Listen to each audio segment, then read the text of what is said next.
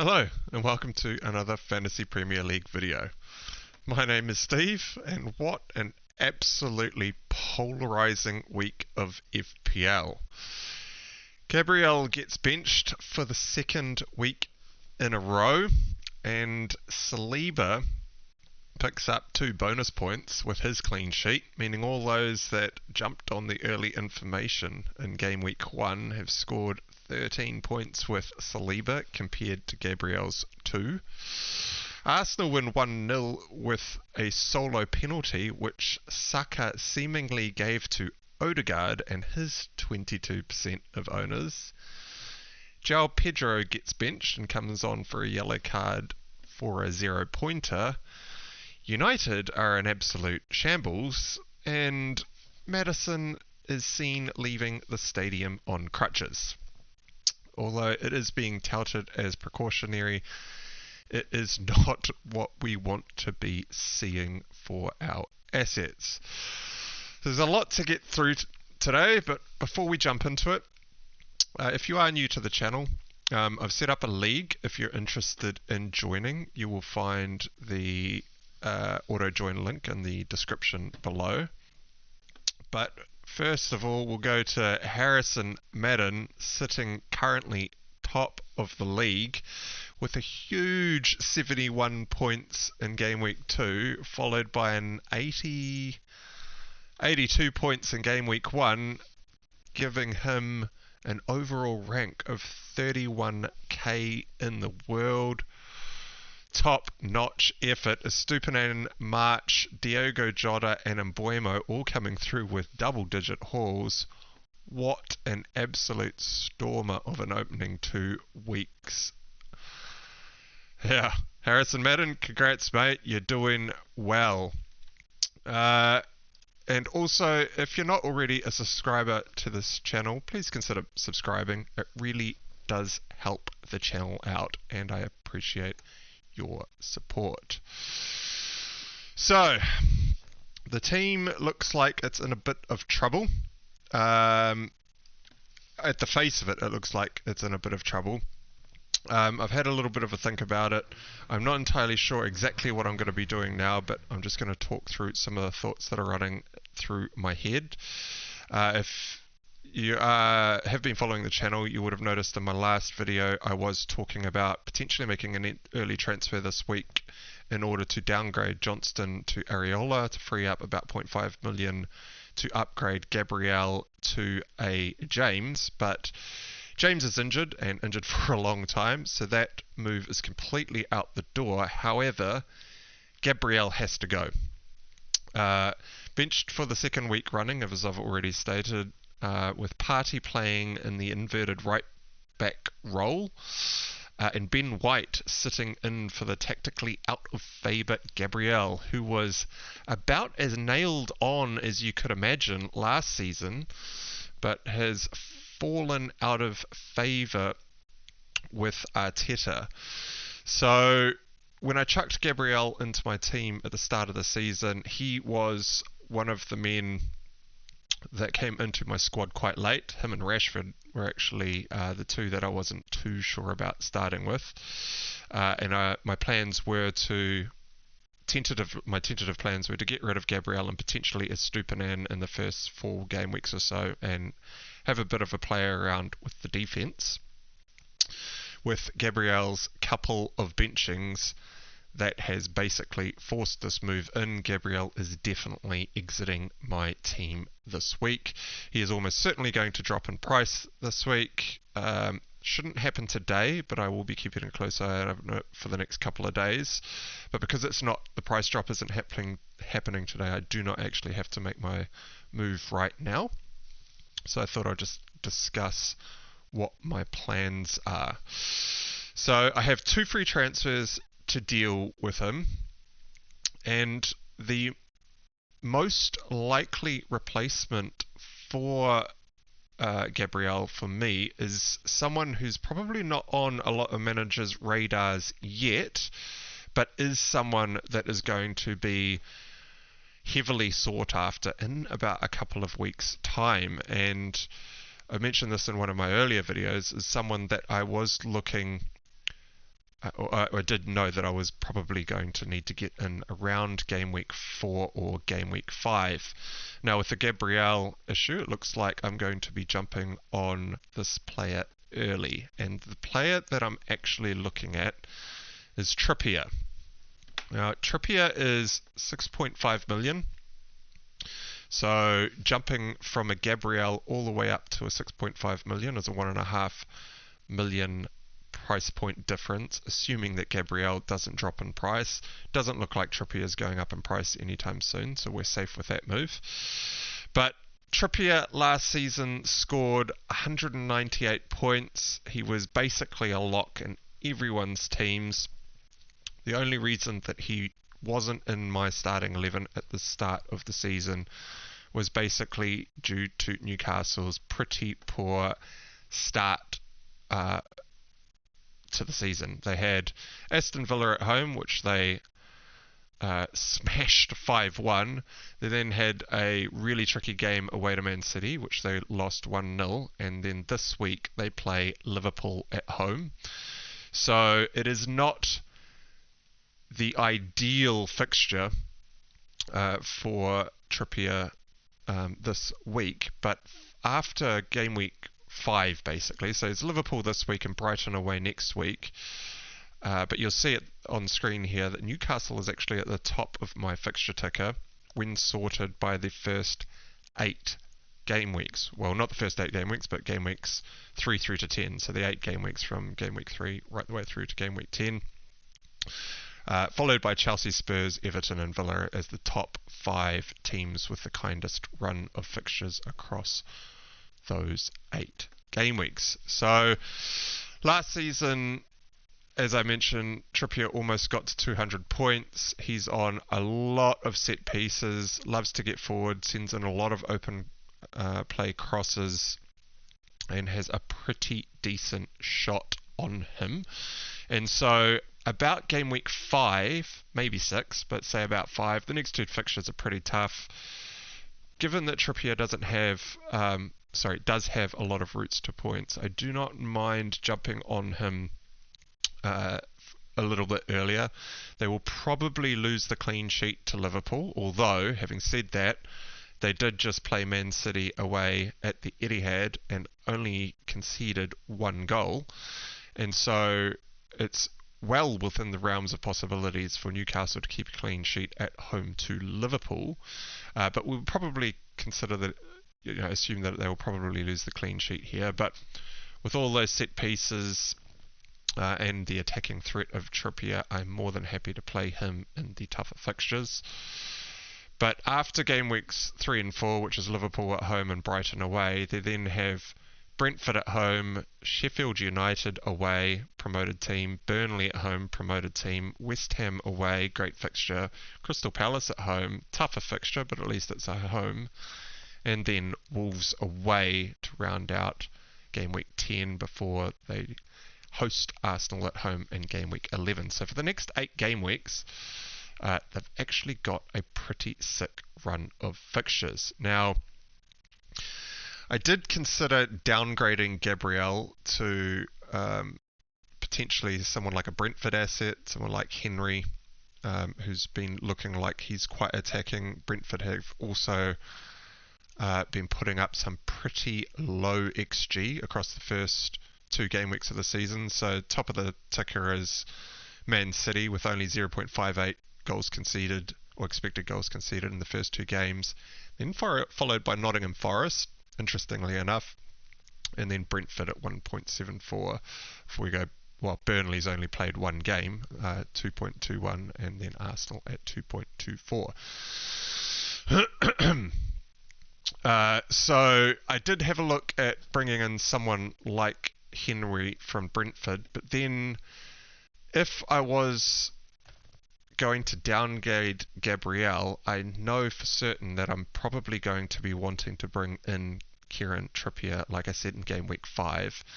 And do I really want to just downgrade Gabriel and then potentially look at that same spot in order to use that spot to upgrade whoever I downgrade Gabriel to Trippier? And it seems to me like that's probably just a waste of 2 transfers just to avoid the Liverpool and Brighton fixtures. I know I'm probably going to get Trippier in. He's almost certainly going to be a lock in my team for quite a period of time after game week 5. And so it's probably a smarter move to just get him in now and just hold him for the foreseeable. It also means that I will likely have to hold Estupinan in my squad, and Brighton's fixtures do turn for the worst after this game week. So where are they? They're second to bottom on the fixture ticker. They've got West Ham at home this week. Then they host Newcastle at home. That's going to be a pretty tough game. Then Manchester United away. Now, even though that is in red on the fixture ticker, at the moment that's actually not a bad game at all, and I would not at all be worried about playing Estupinan given how attacking that lad is. He is getting well far forward, sending in a lot of crosses, scored a goal at the weekend, only just had the clean sheet denied, and still came away with 11 points in game week 2 just gone. Holding him through Newcastle and Manchester United doesn't seem too bad if it's then followed by a Bournemouth and Aston Villa. And so I think I'm just going to end up holding on to Estupinan, which means this is how I've arrived at the decision to upgrade Gabriel to Trippier. Now, the problem is, obviously, where do I get the funds? So, again, the common narrative that's coming out across Twitter and from a whole bunch of other content creators is if you have Salah, you're probably going to sell him now that the Bournemouth fixture is gone and that lucrative or seemingly lucrative looking captaincy for the Bournemouth game has passed. If you have been following this channel for a while, I had absolutely no intentions of captaining my premium in this. This is a premium plus Pedro strategy that I'm running with at the moment. I had no plans to captain my premium, and he was just going to be a hold in my squad, which is why I have actually no intentions of selling Salah either.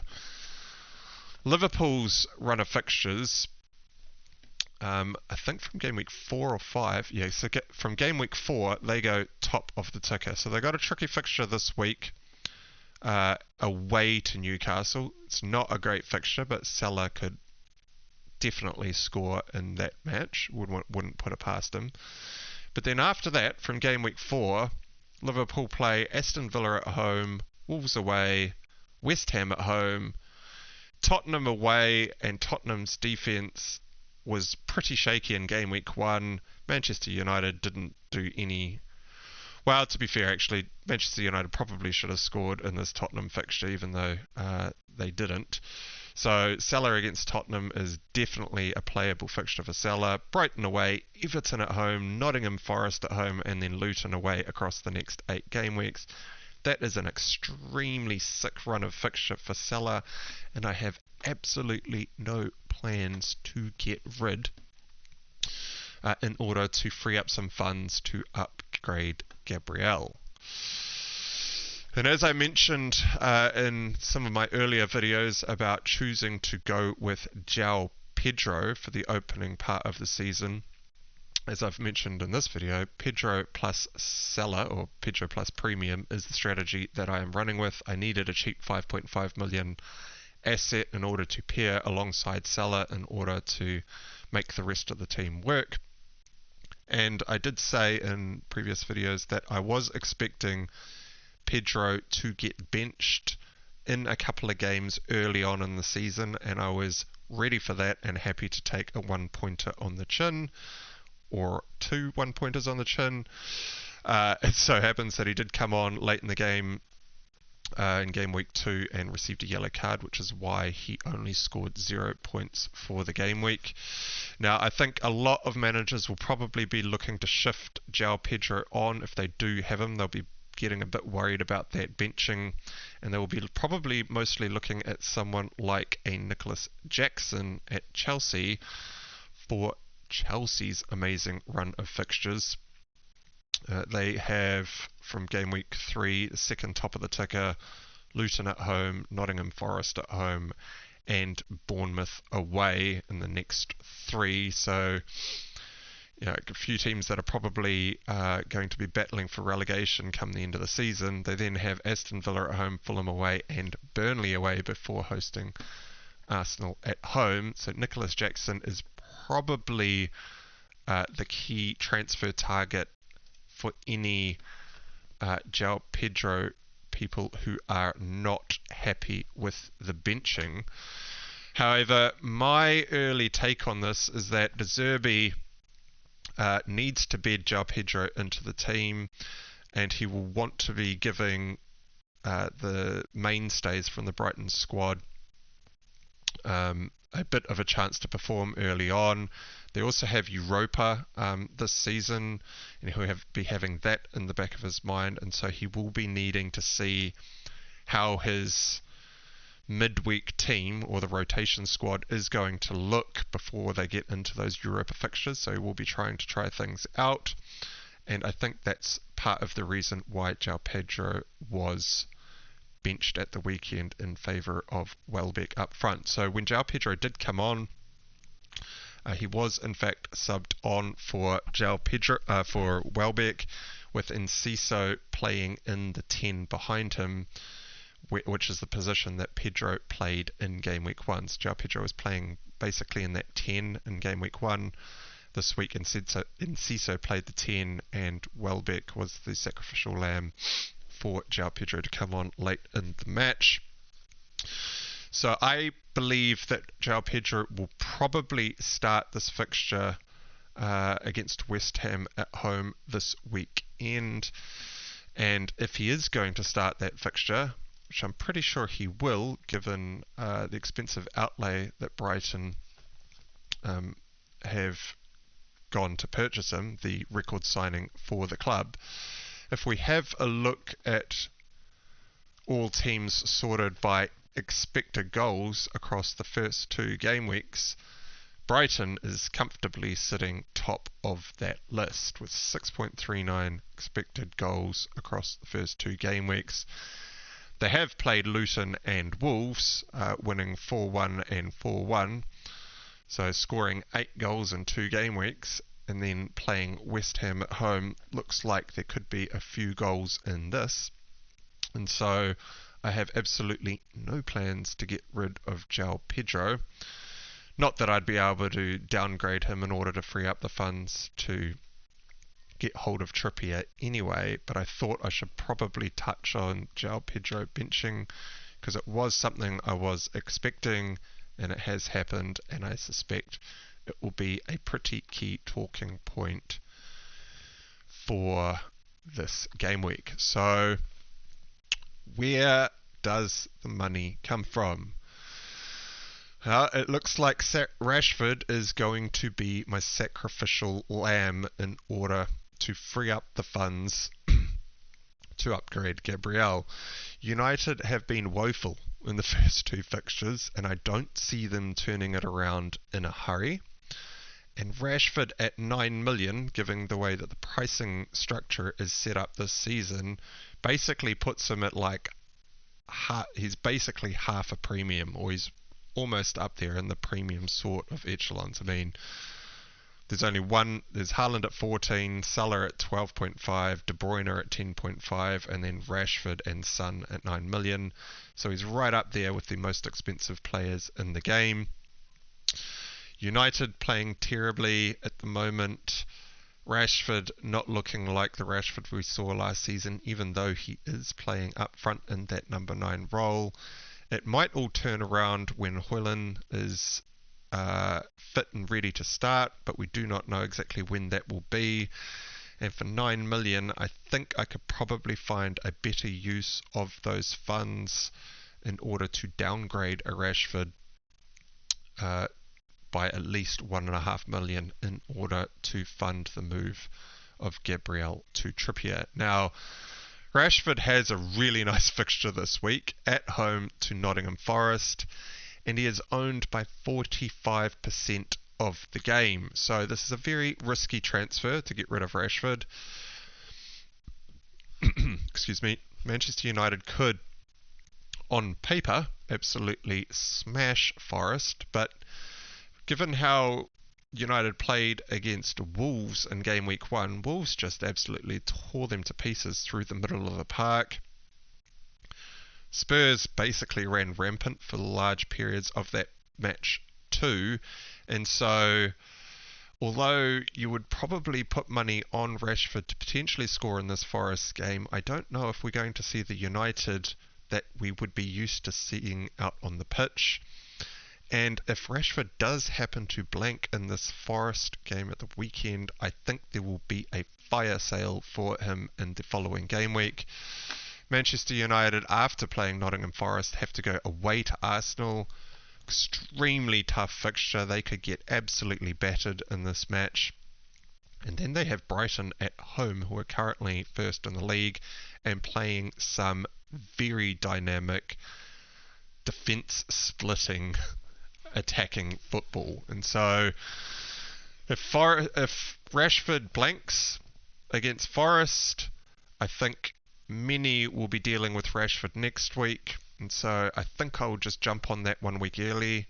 Even if Rashford does do well against Forest and say scores a goal, he still has that Arsenal and Brighton fixtures to deal with in the coming 2 game weeks, and I do not know what a lot of managers will do. I suspect a lot will probably just hold, and I think that would probably be a mistake. I do not see Rashford doing anything against Arsenal or Brighton, and at the moment I think we would probably feel quite lucky if he got anything from the Forest fixture. So, who do we downgrade to? I need to go at least all the way down to a 7.5 million asset in order to gain the funds to get up from a Gabriel, who's still at 5 million at the moment, to a 6.5 million Trippier. And top of my desired transfer players is one that I was going to start the season with and got nervous when I saw that he was benched in the Community Shield, and that man is Phil Foden. He is, yes, back in my thoughts.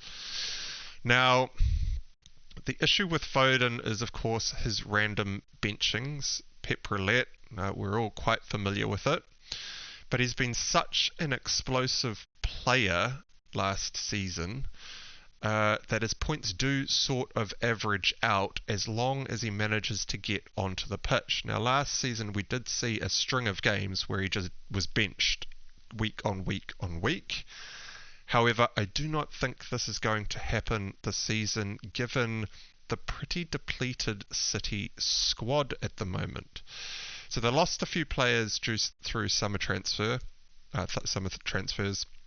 and with the injury to Kevin De Bruyne, the bench at City is looking a little bit light. And with Foden's versatility, I'm hoping that he doesn't end up with a string of benchings. I think he'll probably still pick up a benching, maybe one every 3 to 4 weeks, give or take.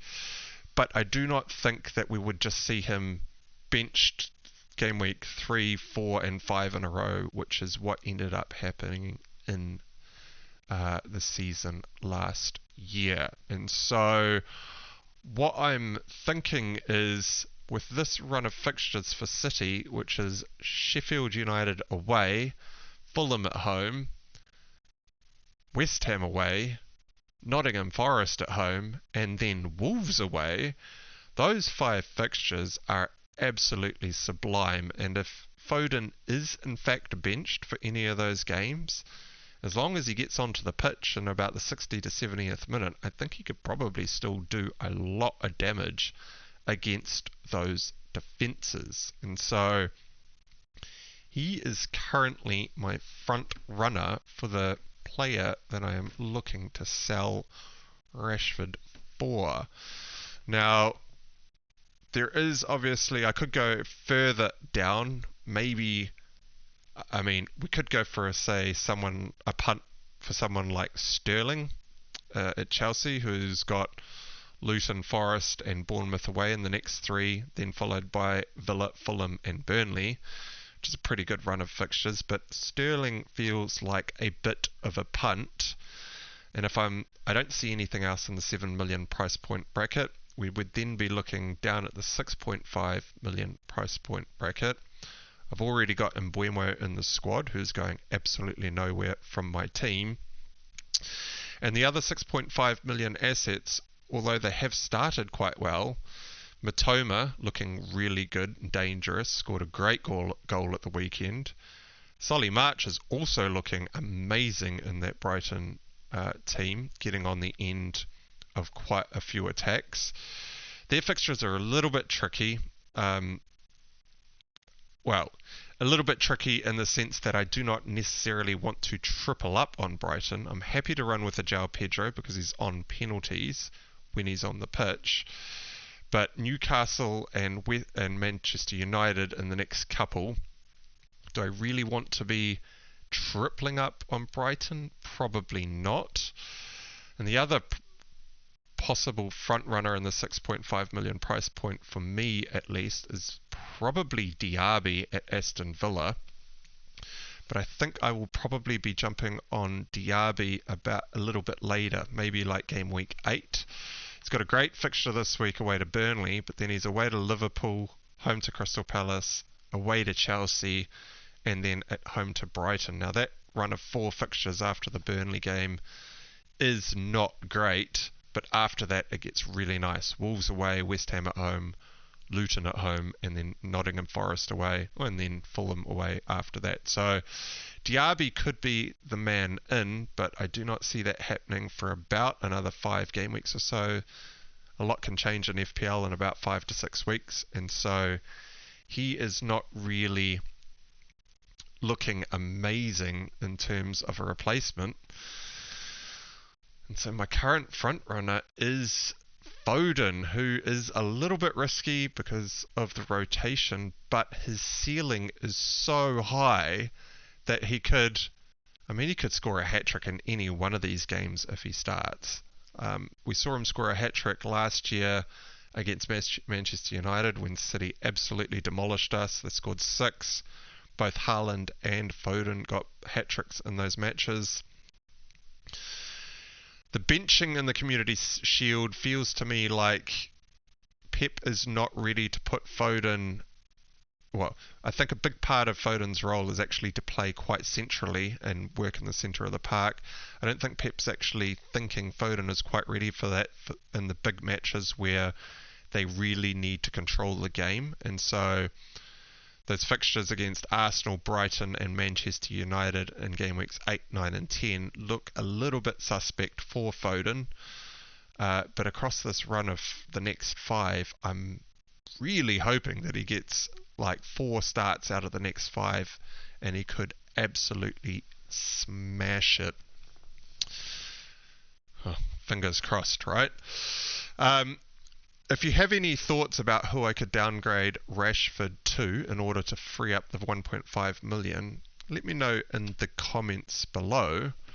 But that is about it for this video. So if you enjoyed this video and got something out of it, press the like button and consider subscribing. And if not, that's all good too.